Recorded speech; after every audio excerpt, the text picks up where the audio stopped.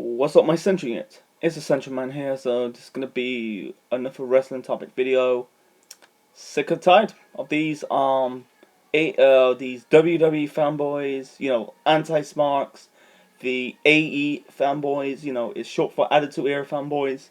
They'll do their videos on AEW, really bashing AEW, or they go like, "Oh, AEW sucks. AEW is not drawing. AEW will fail."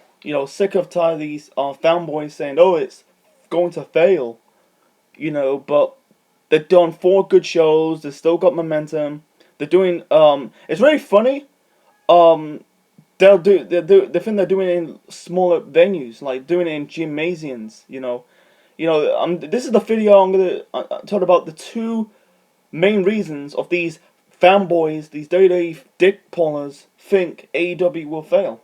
They say like, "Oh, AEW is doing in gymnasiums," but doing in gymnasiums, but they're doing in big arenas. They're not doing like sports arenas. They're doing like arenas like can fill up. It's really funny. Like number 1 on my list, they think they're not filling up. They're not selling. They're not filling up the arenas. It's like, it's fucking idiots, man. Let's go back to their first show. That is Double or Nothing, and the arena is at the MGM Grand Arena in Las Vegas, Nevada. The attendance is 11,000. This is about 200 more than the All In pay-per-view in September of 2018. That attendance was about 11,263. This show was 11,000, and look at the buy rates. The buy rates for that, All In. The buy rates was 50? Was it 500 or 50,000 buy rates on All In? As for Double or Nothing, it's between 98,500 and 11,000. They're doing good money. They're drawing. What the fuck are these motherfuckers on about? Okay, let's move on to Fyter Fest. Fyter Fest, the attendance was 500. Muchly 500, because it's a small arena. They'll say, "Oh, it's a gymnasium." No, it's not a gymnasium. It's a sports arena. It's a small sports arena. It's not like a football stadium. But filling up. I see some photos filling up the crowd. Fight for the fallen. Attendance -500, still 5,000. Still filling up. And the last show, actually, not too sure about the attendance of All Out and the buy rate yet, but I'm guessing that show's filling out. They're filling up the seats. By the time they do their weekly shows in October, it's packed. It's better than your company. They're doing shows in half arenas. Oh, like Cody Rhodes doing better than Vince McMahon. And the second one they talk about, the main second reason why they think it's going to fail. No stars. No stars. Like, it's very funny these motherfuckers talk about there is no stars. Like when Cody Rhodes doing this idea to form this promotion on the 1st of January, they think, oh, it's gonna be like WCW, because WCW had like Goldberg, Hogan, Savage, Sting, Flair, DDP. Did I say Sting? Yes, Sting. They're going to be like WCW. Unfortunately, no. Because they got stars as well. What are these motherfuckers on about? They got stars. They got, Chris Jericho. Roman Hall did a video. I think it's on the Chris Jericho. The AEW world titles got stolen. He said like, "Oh, the smarks are bitching about Brock Lesnar as the champion, or part-timers as the champion." You know the difference between Lesnar as the champion and Jericho as the champion? For Brock Lesnar, we're tired of him because he never shows up. He never shows up. With Chris Jericho, he deserves it. He deserves to become world champion because he never won the world title for nearly a decade. That's the difference. And they say, "Oh, they're not drawing," but Cody and the Young Bucks are draws. Let's be honest, they are fucking draws in the wrestling business. They are the wrestling. They are the best stars right now. Right now, not 20 fucking years ago, not 30 years ago. Right now, they are the reason. They are the eyeballs to get get the fans into the seats.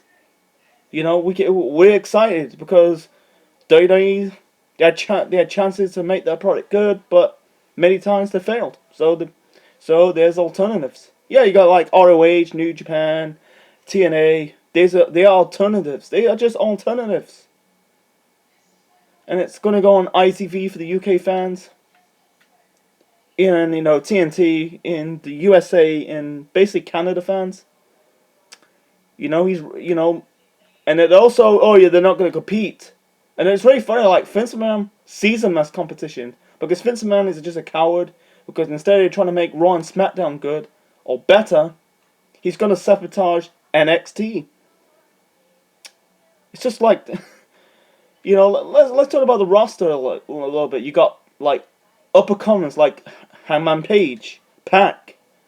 You got they got the best tag team division right now. You got SoCal and Censor, that is Christopher Daniels, Frankie Kazarian, Scorpio Sky, and then you got the Lucha Brothers, Pentagon Jr., Phoenix.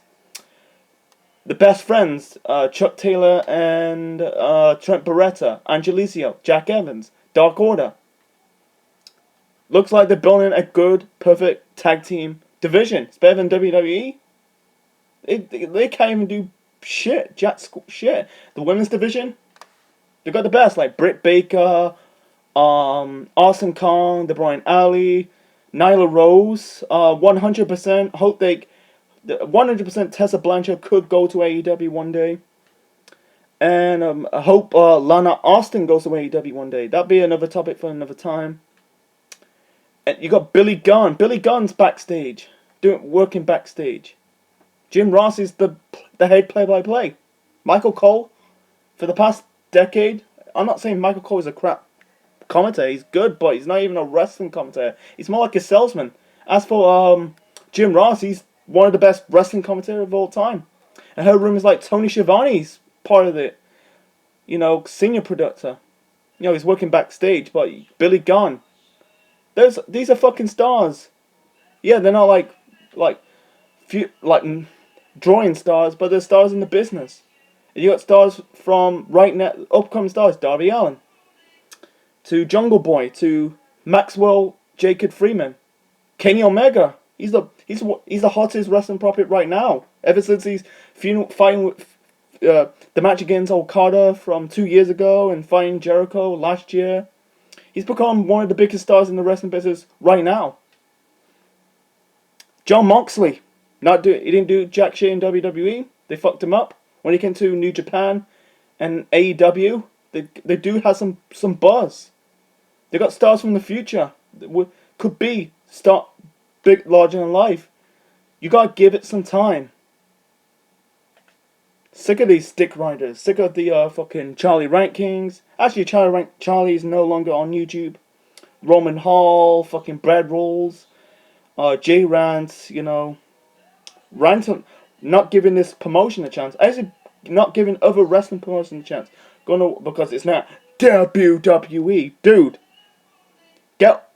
Beggars cannot be choosers. You get what you're given. If you don't like it, quit wrestling. Quit watching wrestling. Stop watching wrestling to hate people and just enjoy it for what it is. How do you know it's good if you don't give it a chance? How do you know this product is good if it's not give it a chance? You don't give it a try. I'm not saying AEW will pull up some good shows. They can pull up some bad shows. It's like other wrestling shows. Sometimes they pull up some good shows, and sometimes they can pull up some bad shows. Like WWE, most of the time, they pull up some bad shows. Instead of the great, sometimes they pull up alright shows, but most of the time, bad. It's bad for the company.